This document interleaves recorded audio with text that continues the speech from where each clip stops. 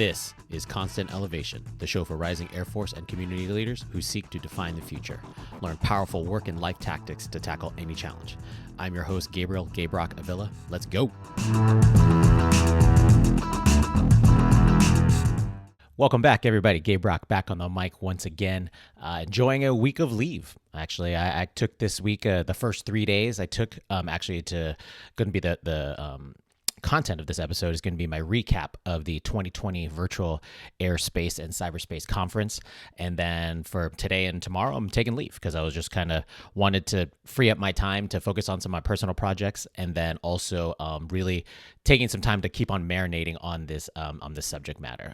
This is going to be I did an episode like this last year where I covered my own personal thoughts of the key points, what I thought of the Airspace and Cyberspace Conference put on by the Air Force Association. Last year, obviously, I went to the National Harbor, had a day off, and actually went down there and attended the conference in person. It was awesome. And I think this year, amongst the COVID-19 stuff, the AFA did a good job of doing as much as they could, trying to make this thing a virtual event. And I took advantage of it. I talked to my leadership and said, hey, so normally I would ask for this time off or not even time off, an alternate duty location. And so my chain of command agreed. And so I've been at home dialing into the live events as well as some of the on-demand sessions. I will talk about that on this week's episode. Before I get into that, though, I have some really exciting news. We've been keeping up with my newsletter as far as some of the content elevation news. My book, No Pressure, But Don't Mess This Up. It's my personal take on officership and squadron command and how to approach it. Is going to be open for pre-order now. And so for my, if you signed up for my newsletter, you actually had access 1 week earlier. And so I was already sold my first book. It feels kind of odd to say that, but it's actually very, very exciting. I'm getting a lot of things ready in the background to make sure this launch goes off as professionally as possible. But for now, we're doing pre-orders. The physical softcover book's going to be available, at least the printer is telling me, by the end of this month or early next month. But if you'd like to learn more about my book, No Pressure, But Don't Mess This Up, you can go to constantelevation.co/no pressure. And if you want to place a pre-order, you can go to constantelevation.co/shop, and you can place a pre-order there. I'm selling not only the book, but I'm also selling some weird stickers just because I like stickers. And so I got these Constant Elevation. What can I do? How do I do this? I can't do this. Here we go. Constant Elevation logo stickers. If you're listening to the podcast, you can't see it, but there are some stickers up there for sale as well. And so once I get the orders in, I'll be sending them out priority mail. Again, still tracking for the end of this month or early next month. I think the COVID-19 stuff has kind of put a kink into the printing process, but I'm already there. And so looking forward to releasing my passion project that I'm working over a year and a half now. And I think it's going to be a really good book. And so I think you're going to enjoy it. So again, my new book, No Pressure, But Don't Mess This Up. It's a book on officership and squadron command. Please go to constantelevation.co and place your pre-order. Okay, cool. Now we're going to go into the content of this week. Again, the Virtual ASC and Cyberspace Conference. So one of the things, it was important that I did that. I didn't realize how much it was going to be important until all the sessions started happening. I had to do some pre-reading, and what I did was I had to go find the Accelerate, Change, or Lose paper that General Brown wrote. And so it took me a minute to find it, but eventually I found a lot of articles referencing it, but then eventually I found it on af.mil. And so you should read that first. If you haven't, if you're not, maybe you can, I think you can actually register for it still and then go watch all the pre-recorded and recorded sessions.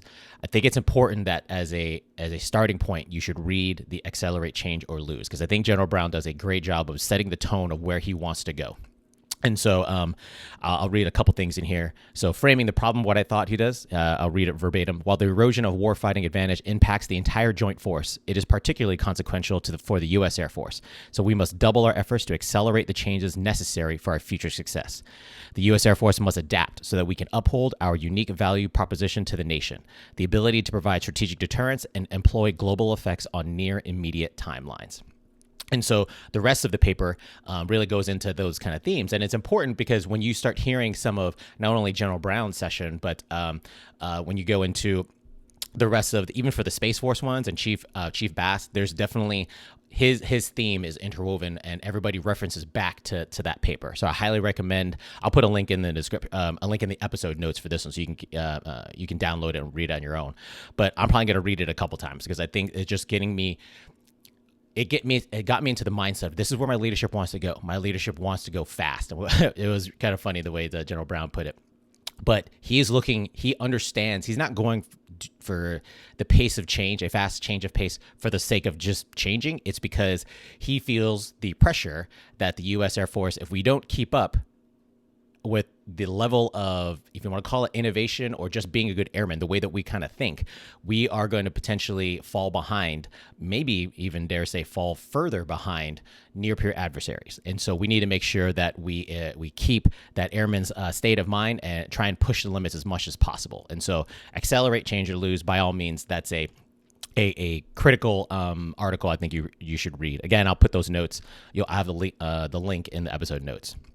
All right, so moving in. So I'm not doing this sequentially. I'm just going to cover some of the key live events that happened and my personal notes for those, and then I'll do a quick summary of at least some of the pre-recorded seminars that I actually attended as well, because those things are, and obviously I'm a cyber professional, so I kind of lean towards those. But I didn't watch them all. I watched a good handful of them, and I'm probably going to have to watch some of them again, because I just think that while the overall production of each of these, for the most part, was pretty good. You can kind of tell, like, as you're watching the AFA, I don't want to call them the news team, but it was like the AFA editor and whatever. They are not, their day jobs are not being like a news anchor where they're reading and kind of doing coverage, right? I'm pretty sure they were either volunteered or voluntold to do this because of their prominent positions, but that's not their regular job. And that's okay. But for the most part, I felt like the technology and the Zooms helped as much as you could do it in a distant environment. I will say that portions of the recorded seminars they were scripted. You could tell, like I could distinctly tell that everybody was reading from a script to the point where they're even passing it to each other, and everybody was ready to mute their mic, unmute their mic, go over their stories, and those kind of things. And so it's fine. But that's not the same kind of magic that you get if you're live and you had the panel sitting on the stage and they just started talking. It felt robotic at certain portions. But apart from that, that's where I made this comment. I was like, if it's all scripted, just give me the script. That's all I want to see. And so, and I can read it at my leisure and then make sure that I get the key points across. But that being said, that was the pre-recorded events. First, I'm going to talk about the live events. And so on day one, we had General Brown. Everyone was looking forward to that, myself included. And so I'll say that he already came out swinging, because he started off his speech talking about the Marvel Cinematic Universe. I was like, sir, you have my attention. He mentioned that Spider-Man's his favorite. He didn't mention if it's Peter Parker or Miles Morales, but like he talked about Spider-Man, but then he shifted and he talked about the Avengers and Endgame, when they need to come together and put all of their superpowers and together, break up into teams, and then try and get after Thanos. And so really what he was talking about, and then he made a mention of the Air Force doesn't have any Infinity Stones. We can't take advantage of the quantum realm, but we have to come together to shape the future. That was a key portion. That was an attention step. You already had it, sir, but now you have it even further. And so he made a mention about he gave a shout out to General Raymond, the chief of space ops, and I always appreciate a leader that kind of doesn't take themselves too seriously, because they went to Air Command and Staff College together, and they flashed up a class picture of both of them when they had some hair, and then he said, yeah, so we both agree that hair is overrated now. And so it's good to hear that while he knew that so many people were going to be tuning in and paying attention to his words, that he didn't take himself too serious. He's obviously taking his job very seriously. He doesn't take himself too seriously. So that was really nice to see. He started talking about, he referenced back again to his Accelerate, Change, or Lose paper, and he started saying, I want to go fast. He mentioned Ricky Bobby from Talladega Nights. Again, if you're going to keep on dropping movie references, sir, you're going to have my attention. And so he mentioned that the Air Force has a window of opportunity to accelerate change. And I think it's important the way he has said those words. Window of opportunity, in my opinion, implies that it's going to close at some point in time. So he's trying to implant this sense of urgency where I want to go fast. I want to go fast. He understands that there's things going around us that we have to break through some of our old legacy systems, legacy processes, because they're just not, they don't allow us, our adversaries, our near peers, China and Russia, arguably get past that. They've been accelerating a certain amount of past us because they just don't operate like that. They don't have the bureaucratic layers or the processes in between, and they've emerged, as in their respective states of military, and the Air Force has to be at that same pace. And so that's he also said some of the accelerants to accelerate, change, or lose was the national defense strategy, the stand-up of the United States Space Force, COVID-19, and then racial disparity. And so I like that idea where he saw you could see these as problems, or you could see these as opportunities. That's a classic way that leaders, the good leaders see these things. They just see them as they're opportunities for you to kind of accelerate certain things that you want to think about anyway. And then the right people, if you surround yourself with them, they're going to just even promote those things that get you the optimal solutions faster. And so that's he's setting the tone that he wants everybody to have a voice, have a seat at the table, and really be able to come up with solutions. He mentioned that he likes going out into the field. He went over to, I think him and Chief Bass and the SecDef, they went to Lackland, the gateway of the Air Force, as far as one of their first stops, because they're interested almost from the bottom up, trying to understand what are some of the issues and concerns on the front lines. That way they have that direct interaction, right? He mentioned something about a lot of times when information gets up to him, it gets filtered. And that's true. In a hierarchical organization like the Air Force, information will very much get filtered because people are going to start strapping on exactly what are their either not necessarily personal, but their professional interests, right? How can I make sure our mission or our vision of things going on forward gets incorporated into this input? That way we get to take advantage of this input going up. And so sometimes those things are not necessarily, they can be counter to the original intent of what the idea was. And so he's very interested, and I was always interested in hearing up feedback from the front lines. That's why you get off behind your desk and go out to the front lines and go talk to the airmen and just talk about whatever. You never know how you build that sense of trust to where you're a human being, you're a person. Yes, he is the highest airman in our chain of command. He's also a person. And so if he's asking you for feedback, he wants to hear the feedback, and he's getting very surprised that a lot of the senior leaders, they were surprised at how when they go out, I think I forget who it was. One of the generals on one of the panels was talking about, so when I was a lieutenant and if a 3-star asked me a question, I would freeze up. I would have no idea. I'd be thinking about that question, or I wouldn't be sure how to prepare for that. Nowadays, if a 3-star asks a lieutenant a question or an airman a question, they'll give the answer straight off the top of their head with hopefully with some deliberate thinking. But they're not afraid to share their thoughts, and that's very refreshing for their perspective. And we need to take advantage of those things. And so those were all kind of the why General Brown wanted accelerate, change, or lose. So he covered the why, and then he dove into the what. And he has 4 action orders. The way that it was really easy to remember, it's ABCD. When he mentioned it, I was like, man, that's the same thing as my leadership philosophy. But that's okay. His is a different reason, and arguably his maybe is better, more well thought out. So ABCD, again, action orders from the general. So airmen. So he wants to be able to have, starting at training and recruiting, doing talent management and building leaders. He wants to enable trust at all levels of command and empower airmen with confidence. And this building, that's nothing new, right? But the idea of focusing on the individual airman is going to be something because that's where those creative thoughts, those ideas in order to come up with solutions that just that weren't part of the normal kind of processes that kind of come up, but trying to unlock those things. That way airmen can feel comfortable in sharing those ideas and making sure that they're contributing to the mission overall. Bureaucracy, B. So communicate to break down barriers and drive to decisions. Information is often filtered and shouldn't be. What I'm doing is I'm reading my notes. So We must have the meeting after the meeting in the meeting to become more efficient. That was pretty cool. He mentioned how, like, he'll have this formal thing, everybody sitting at the table, and then they go through the agenda. And almost like this happens at the conference too, where you're kind of sitting there and then you open up the floor to questions, or you have like, go around the room, something like that. And nobody really says anything. And then you end the meeting or you end the panel, and then the conversations in the hallway immediately start to happen. And it's like, why'd you guys talk about that during the meeting? Like I try to set those conditions. And so that's where he says the meeting after the meeting needs to happen in the meeting. There's no, like, why are we holding ourselves back from sharing our thoughts, sharing our perspectives, bring it all to the table, because we won't be able to accelerate change fast enough if you are afraid to come up with your ideas, present your ideas right at the table when you're given that opportunity. So I really thought that was a good way that he talked about trying to slash through some of the bureaucracy.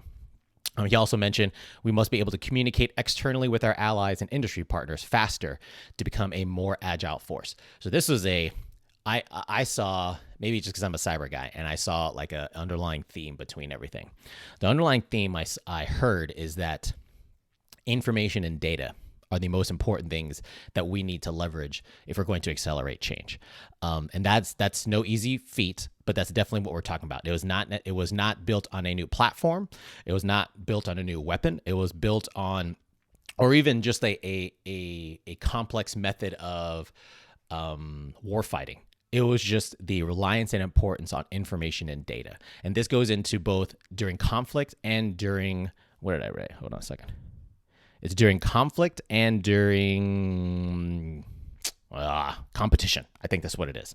And so the idea is making sure that if we're going to accelerate change, how do we be able to increase our OODA loops, shorten our decision loops, shorten our OODA loops to be like, how do we make smarter decisions with the right information at the right time? A lot of that's going to be leveraging data that can be freely shared, both hopefully internal to into the Air Force, obviously, but then also to our industry partners and to our allies.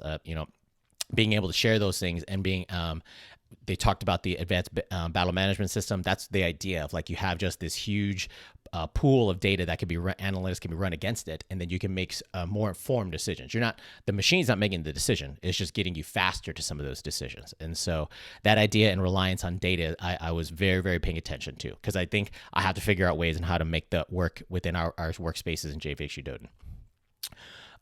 Okay, moving on. C, competition. We need to understand our connection to the mission and competition to our adversaries. We need to improve our approach, take some risk, and compete. He also had a good quote. I think it's from, this might have been from General Mattis. I don't know if it was General. This is one of the ones. Leadership without risk are called managers. We don't need more management. We need more leaders. It's a really good quote. Totally makes sense. Risk is needed to compete at the right place at the right time. And our PME must have a better and deep understanding of our adversaries so we can plan and act accordingly. That's pretty good. So competition. So it's almost like understanding ourselves, obviously, and then understanding our adversaries and how what is their deep mindset. He mentioned a little bit about making sure we have some depth of knowledge within the force to make sure we have the right people that can anticipate how our adversary fights. China and Russia have been studying us for a long time. I'm reading I saw this book come up a couple times. So The Kill Chain by Christian Bros. Reading that book now. I almost wanted to binge this entire book and not record today, but I wanted to get my episode out as well. But the idea of how our near peer competition with China and Russia, how do we prepare? How is the Air Force prepared to take on that fight? Arguably, he says we're not, and that's why he's trying to push us to go a little bit faster, maybe a little bit more uncomfortable than we are. But we have to do that for the sake of national security. So that's what he was really talking about under competition. And then D was design implementation.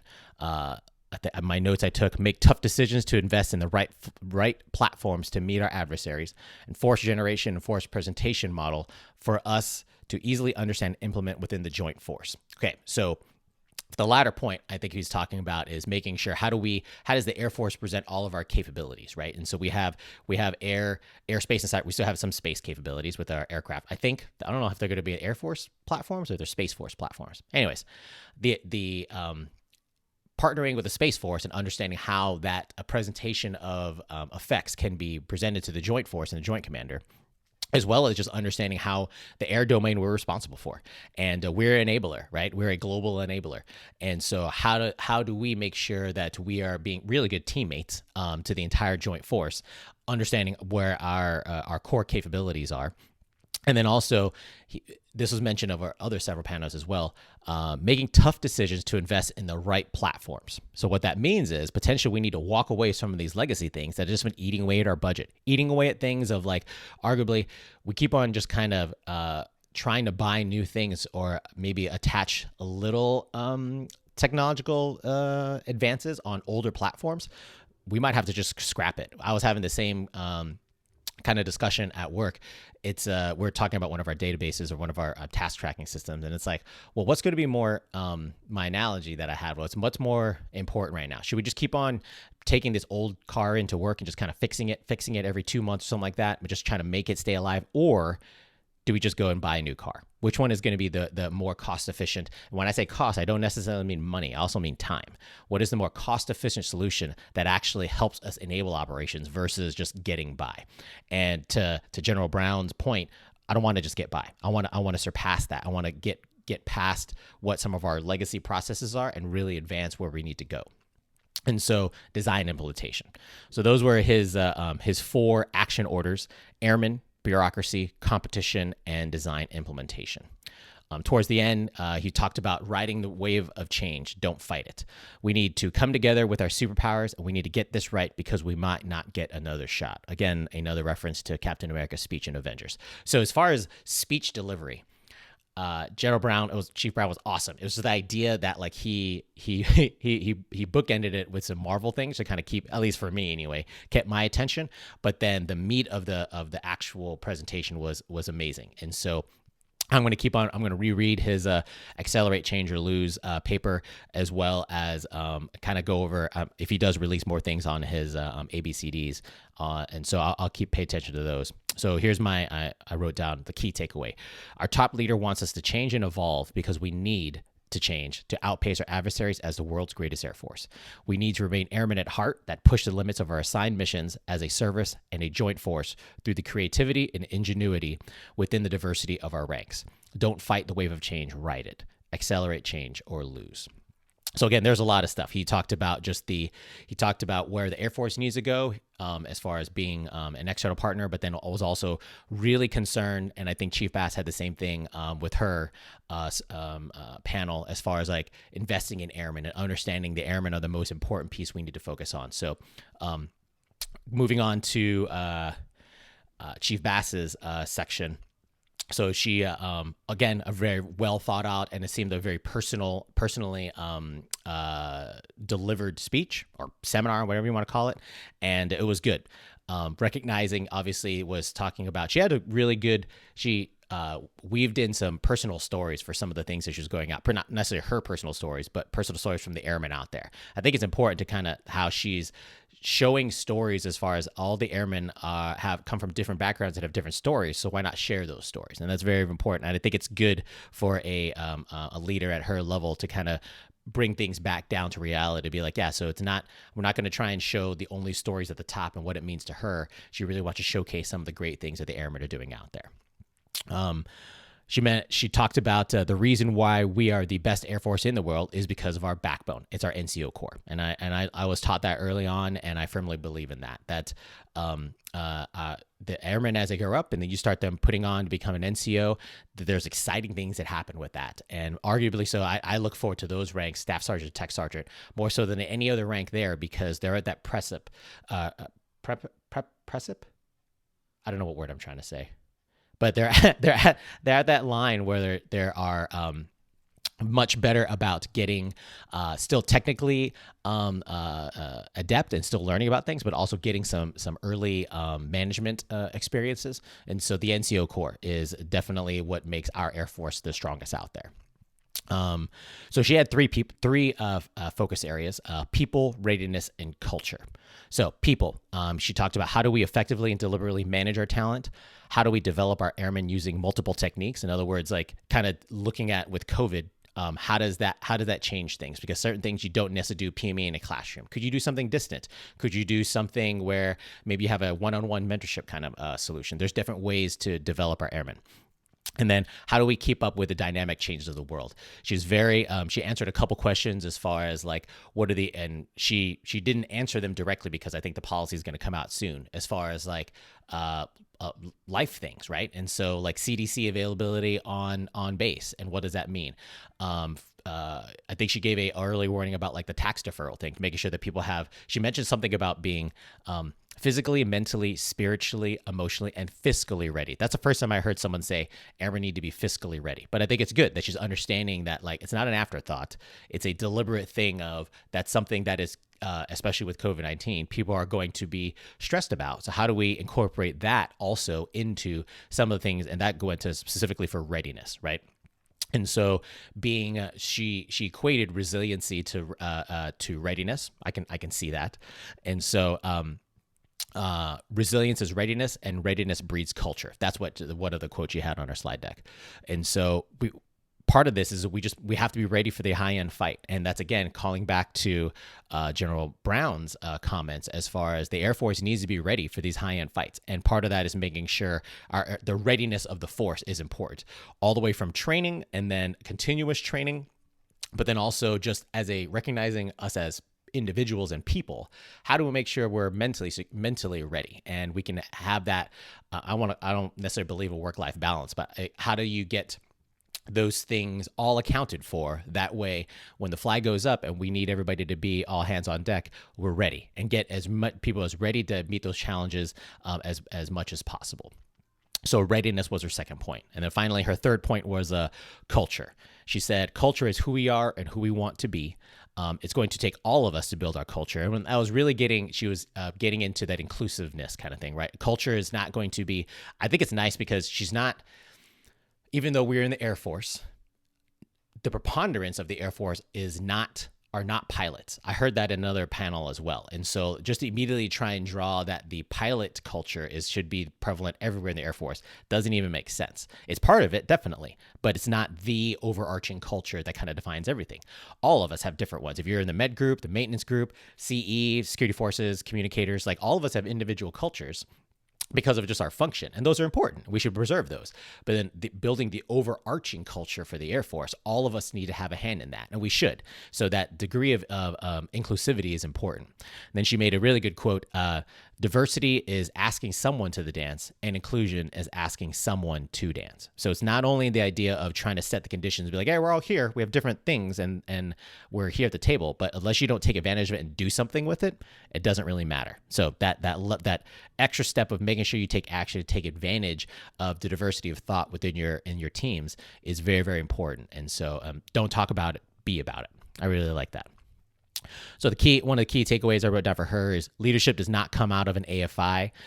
Get to know your airmen and take action on what you know is right. And so she shares some stories as far as some airmen making mistakes, yet the work ethic and workload that they had should outshine any sort of overcoming some of the mistakes that were made.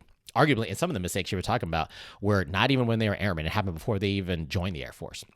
And so, but the idea of looking at individual people, and if you know deep down that the person is someone we need to retain in the Air Force, we need to do the leaders at those specific levels need to take action to make sure that we retain that talent, not because of it, not just kind of fall victim. Well, the process says X, Y, Z. Like, no, this is the right airman we need to keep because he or she has that right mindset we want to retain in the force.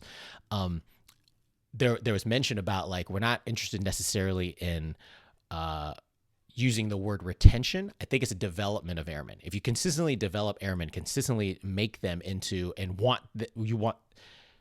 by investing in them, investing in the airmen, they're going to then want to stay in the Air Force. So you don't have a retention problem. Arguably, you're focusing on just developing them to where the airmen themselves kind of see the return on investment, and therefore they want to stay, and they don't look for those easy doors out. There are going to be airmen who are out there like that, but like for the majority of them, we want to retain the talent that wants to stay on the Air Force.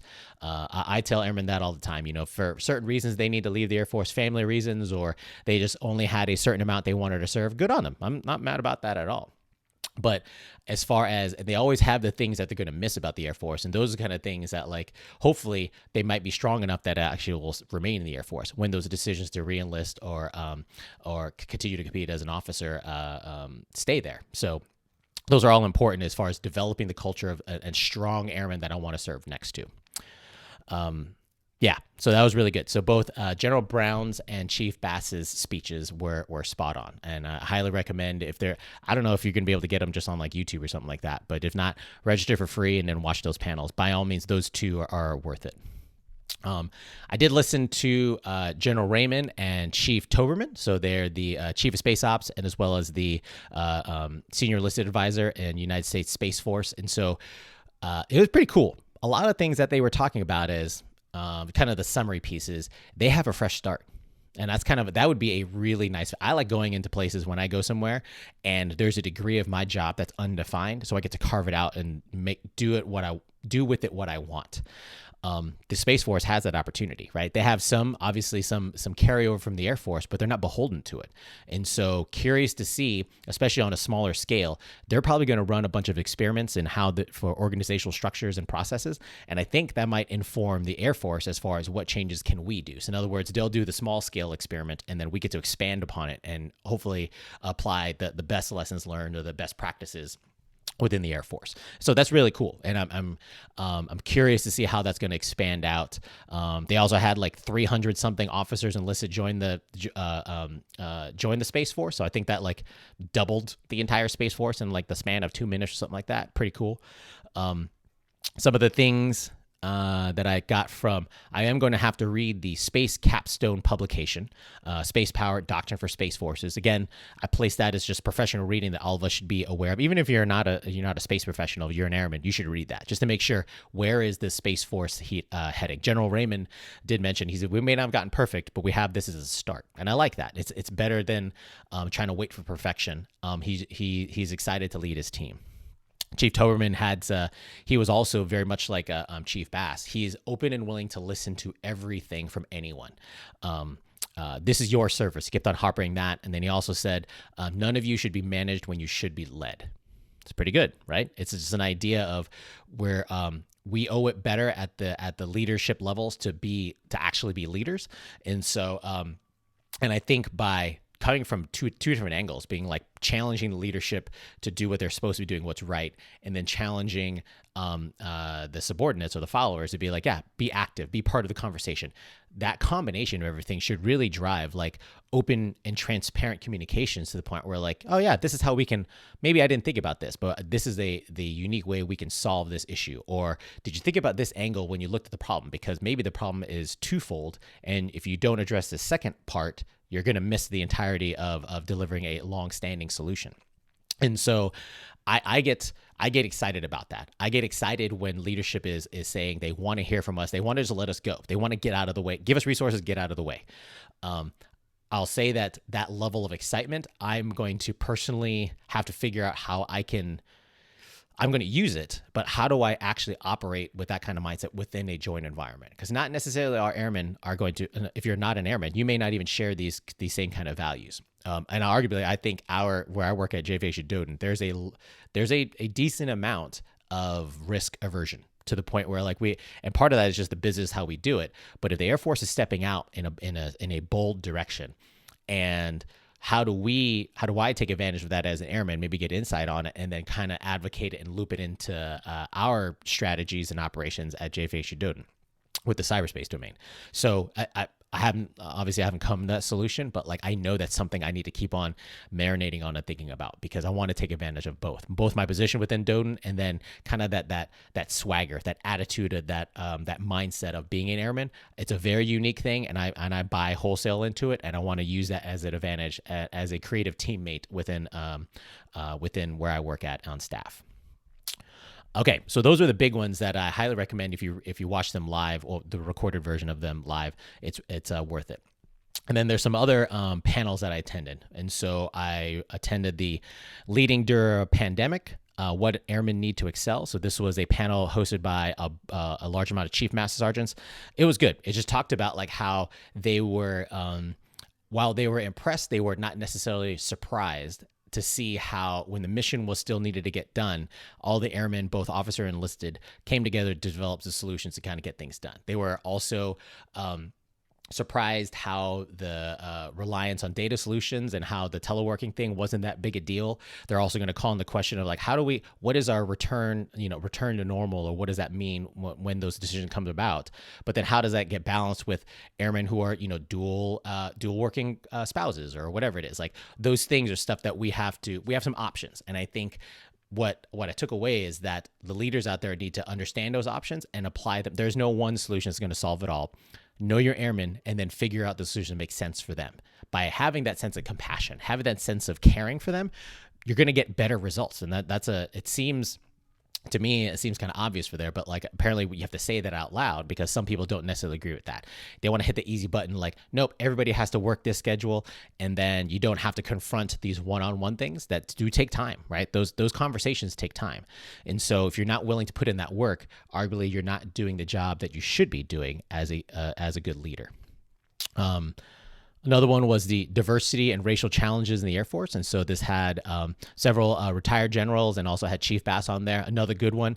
I've heard some of these stories and I'm trying to figure out, I know there's some new teams and task force with diversity and inclusion. I'm going to have to reach out to some people and see how I don't know. I just like the idea of where can I help? Maybe there's something even within DISA and JVXU Doden that can be part of that smaller scale. But like those ideas, I think just making sure that we figure out ways to using some of the, the military sometimes is experimental how we choose to do racial and social injustice kind of solutions. And so if there's something that's going to be applied, I'm just curious to see where we're going to go with that. But that was another one that's just sharing stories of, as far as being that the stuff does happen in the Air Force, whether you knew it or not. And just because you don't see it doesn't mean it doesn't happen, right? It does happen. And so how do we make sure that we take a stand as a team and say, this is unacceptable behavior, and let's try and advance forward both diversity in thought and minimizing or outright eliminating some of those racial biases that we may have when we come in the Air Force, but doesn't mean you can't change for the better. So information warfare. So this is the one of information warfare and joint all domain command and control. Both of those seminars, not lying, I'm going to have to watch them again. There were so many good things that they were talking about. Information warfare, I thought it was going to be, well, looking at the panel, I'm like, okay, this is going to be all my top cyber leaders talking about we're going there, but they expanded it. They talk about information warfare. They talked about the strategy of intel, the strategy of public affairs and combat weather, and the combination of all those, and how that in the information domain is critical for not even the future, the fights now, but the fights of the future. So I have to keep track of where I've been sitting at in JVXU Doden. It's been hard for me to keep up with some of the Air Force kind of initiatives going on. And so I have more homework after this. I have to go research a couple more things just to make sure. It's important for me to see where the Air Force is going, even while I work within a joint domain. And then joint all domain command and control, JADC2. And so I'm interested to see how, in relation to the advanced battle management system, ABMS. And so there's this is where part of the things is like, where should I be pushing this forward? Even though it's the Air Force is the primary leader or advocate, whatever you want to call it, for this program. How do I make sure this gets aligned within JVXU Doden's priorities, right? And so instead of just trying to, if someone's already far ahead, how do we kind of get on that train and ride that one versus trying to create our own train, right? And so the idea of where's the Air Force going, and then knowing that we're also going to get. It was recently announced last week, Major General Skinner is going to come back and will be the new DISA director and commander of JVXU Doden.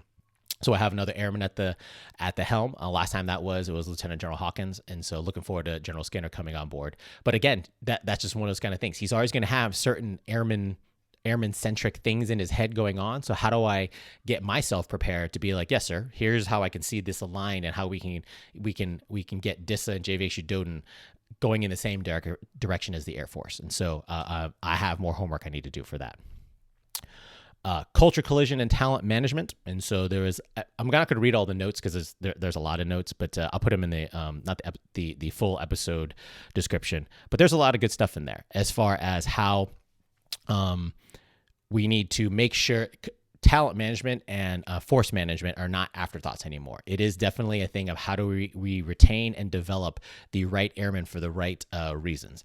And part of that is making sure that there was some talk, and I was interested to hear some of the generals were saying there was a question, even though we're in the Air Force, do you foresee the Chief of Staff of the Air Force potentially not being a pilot? And then they're like, yes, I do believe that can happen sometime in the future. And it was refreshing to hear that, because, there's a lot of, even for me as a cyber professional, there's all the stuff we're trying to move in cyber and trying to create, not necessarily carve out our own things, but I'm like, you remember we're in the Air Force though, right? We're not in the cyber force. And so we have to make sure that our effects and everything that we do is in support of our service and in the Air Force.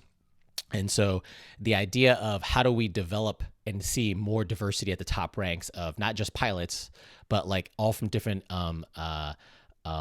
disciplines, because again, the pilots are a smaller percentage of the Air Force as a whole. And so where do we get to see ourselves on the wall as far as represented? I'm not talking, yes, there's a degree of, racial and gender kind of diversity, but we're also talking functional diversity. Where can like the right people, the right time, and that was another thing. There was I forget which panel it was. Was it this one?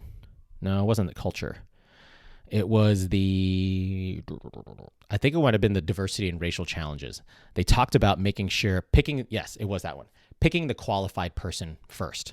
So as you're looking for senior leadership positions, looking for the most qualified person, and because that sets a tone for a professional organization. Once you have that smaller pool of qualified professionals, if you have the opportunity to find some diversity within those things, just to get more different voices at the table, you should take that. You should take that choice of diversity, because it just offers more solutions, right? The more mindsets, the more experiences, the more variety of inputs that you can truly get, that's where you're going to start unlocking some of those really good solutions that just if weren't given that chance, you would have heard them.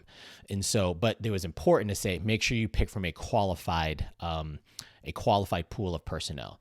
Some of the retired generals they were saying they didn't believe in quota systems. They believed in hiring the right person for the right time, for the right reasons. And so I think that's important to say in the Air Force, that we appreciate and value hard work. And so if you're going to be able to put out work and that output speaks for itself, that's the right kind of person we should be advancing, right? And you're not trying to meet quotas or anything like that. It's just the work and our not ethics, but like our work output and work metrics are going to be what matters most. And I think that does align with how some of our evaluation systems are changing, as well as how we are going to hopefully promote the next generation of leaders. So overall, I think that was the last one that I attended. So lots of stuff. I know this is a little bit longer episode because there was like 3 days worth of things, but it was well worth it. And I still have more reading and homework to do, because that's what happened last time. When I went to this conference last time, it was really good seeing old friends from Alaska and around and my functional community. But it gets me pumped. It gets me excited to be like, how can I contribute to making the Air Force better? And like I said earlier, taking advantage of that, like that attitude, that like mindset. Accelerate, change, or lose. Also found out amongst direct messages and other places, General Brown doesn't like the acronym ACOL. He wants you to say it out loud, even though he used it in his own paper. Don't worry about that. If you're going to say it, say the entire thing. Accelerate, change, or lose. Okay, and so I'm going to do that. I'm going to do more homework here, both not even for the Air Force things, but also reading good books like The Kill Chain. It's a really good book, and then so far. But I want to make sure that I'm doing my part. So I'm going to take some of my leave and just kind of do some more personal thinking and marinating, and hit the ground running. But return to work on Monday, and middle part of September. And happy birthday. Happy birthday, Air Force. Tomorrow is the 73rd birthday of the Air Force. I know you guys are going to be hearing this on Sunday, but I actually had to record some video portions for the 73rd birthday of the Air Force for CMSgt JoAnne. So if you happen to be in that team, you're going to see this handsome face in the video. That took me a long time to record those things. It would have been way easier just to do the cake cutting ceremony I thought I was going to be an MC and just record the thing, or just go somewhere, and then like the professional PA people were going to take care of it. Like, no, actually, I had to record all my things at home. I had to do it in the living room. I didn't want to have like my Voltron and stuff in the back. I had like a professional looking background, and I kept on ruining like the script. Like I didn't want to read it because I've seen some people, I can see them reading, and something that bugged me also throughout this conference. When I can hear it's almost like when you hear someone reading the slides when they're presenting to you, I'm like, I can read the slides too. Stop doing that.